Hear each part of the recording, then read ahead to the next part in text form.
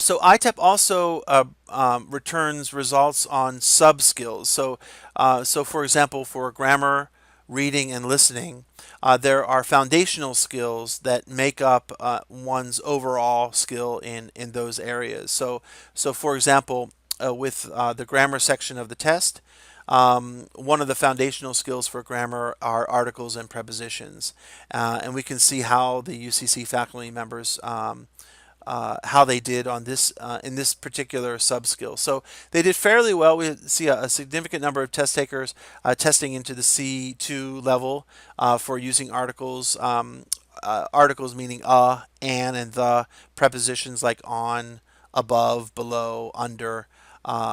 Being able to use those types of words correctly. Articles are traditionally a difficult part. Article use is a difficult part of English language learning. Expressing quantity, so using words like many, much, a few. Um, Again, most test takers testing into the lower levels here, A1, A2, B1. Parts of speech, so identifying noun, verb, adverb, adjective, and so on.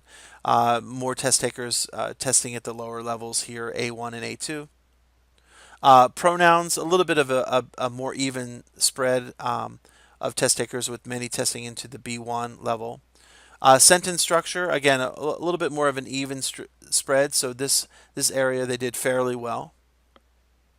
Now, this is an interesting result. The verb forms, certainly most test takers are here at the lower levels, A1, A2, and B1. This is not a surprising result, as verb forms and controlling for tense and aspect in English can be a difficult and a complex part of English language development. So, and an area where improvement can be made among this set of test takers.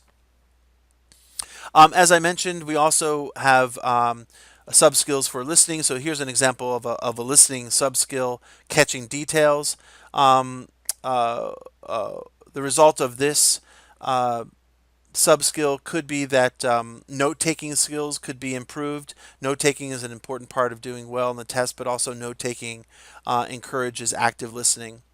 And then here's an example of a reading sub-skill, main idea. So somewhat of an even spread here, but for the most part, test takers doing a fairly good job in identifying the main idea within reading passages. So I'll skip down to the just to take a look and recap here the percentages on the different areas. We see the overall score here, a little bit more than 65% of all test takers testing into the A1 level, and then the more significant number here testing into the A2 and B1 level. Again, a very strong result for reading, and certainly an area that can be built off of high reading skills. Are can be used to develop other areas and other skill levels.